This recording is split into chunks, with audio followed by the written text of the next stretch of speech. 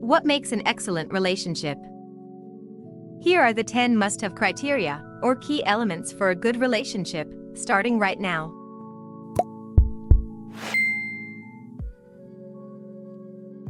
Number 1. Respect your partner as well as their gender. If you love your partner, you respect them at any party, when they get a little too drunk. When they are nude, you respect them. When they are crying, you respect them.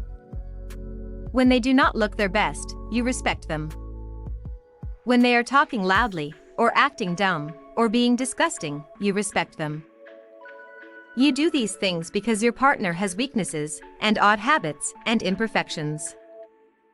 As long as the action is decent, you don't get to have lines drawn in the sand on the way they should behave. The only reason you don't value them is if they do things that are cruel or dangerous, in which case you keep them to the same standards, like you hold every human being. Because the moment you start saying stuff like "man up" or "ladies don't," or "if you were a real man," is the second you should look into dating a doll. Number 2. Real genuine attraction. All you need to do is date someone until they let you know, either indirectly or in graphic detail, that they don't think you're either personally attractive enough for them, or attractive enough to show in public.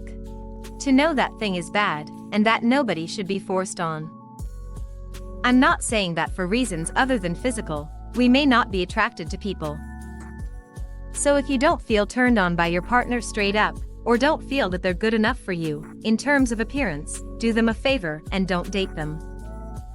Nobody wants to feel like they're playing out of their league all the time. Number 3. Similar thoughts on money.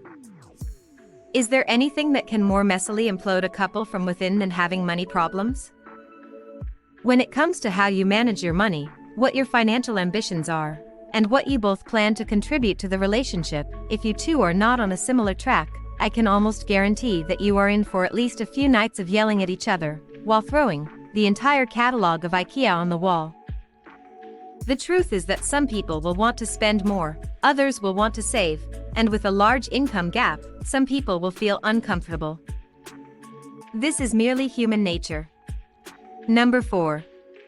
Matching goals for the future.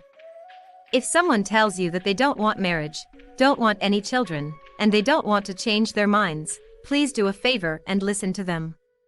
When they're asleep, there is no up, down, left or right to tap in and magically shift their minds.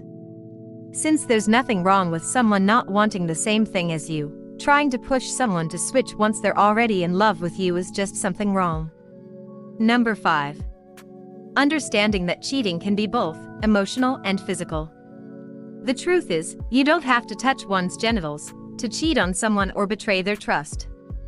If you have deep, personal, romantic conversations with someone behind the back of your partner, if you still harbor feelings for someone else, if you are seriously considering other possibilities, while you are still fully attached to your current relationship, then you might be an idiot, and you should stop it. It's insane how many individuals don't recognize the numerous ways in which someone can be cheated, that don't actually involve sex.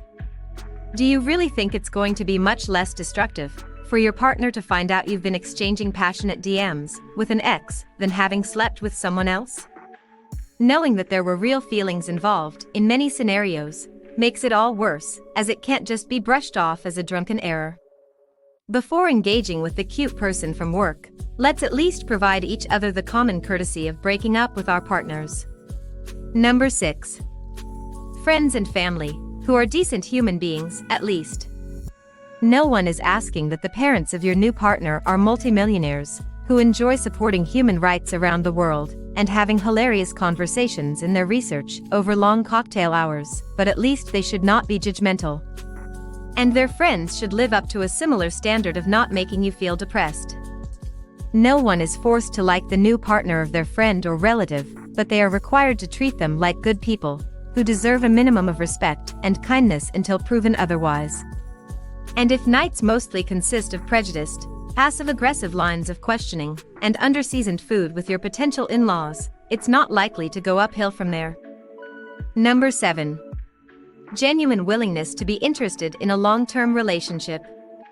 Yeah, no matter how many romantic dramas want to convince us that our only role in existence is to wear down that coffee shop super hot guy before he magically decides that he wants a serious relationship, that's just never a good idea. If anyone tells you from the get-go that they're not committed, and that they like you, but they just don't want to be tied down, maybe it's because they feel that way. And if you manage to taser them long enough for a decent length relationship to sit still, are you really winning anything? You know they're not pleased with it, and you're not going to have any excuse to be shocked if they get up and leave one day. It's probably better to either avoid them as a whole, or when they've agreed otherwise, let them come and approach you. Number 8. Same entertainment taste that you have. In reality, it's very weird when people are genuinely like, I could never date someone with a shitty taste in music. First of all, who the hell is to say that what you consider shitty? Is there some interesting universal litmus test? Only because I listen to the occasional Hanson or Mandy Moore record, like I am supposed to be an extremely unlovable human being with nothing to give the world, let alone a romantic partner. You can get the elitists of pop culture out of my airspace. Number 9. Respecting exes. As much as we might want our new significant other to go on trash-talking spree about their ex the second we get with them, it probably doesn't reflect well on anyone to be super unpleasant or petty over someone who is no longer in their life.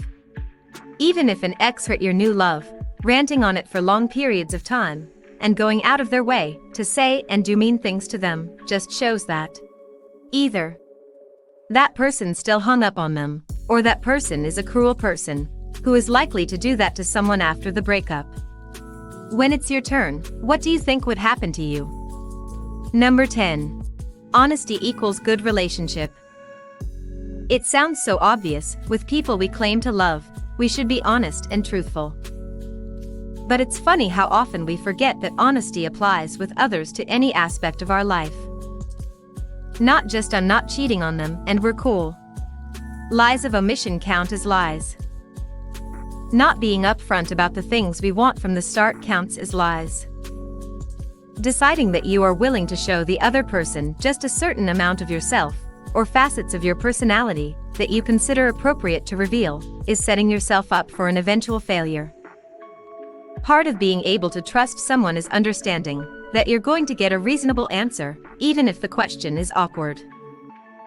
And if there are parts of your life you are not willing to be real about, perhaps you should consider your willingness to share your life in the first place. Show us some love. Hit the like button if you want a healthy, good relationship. Thanks for watching.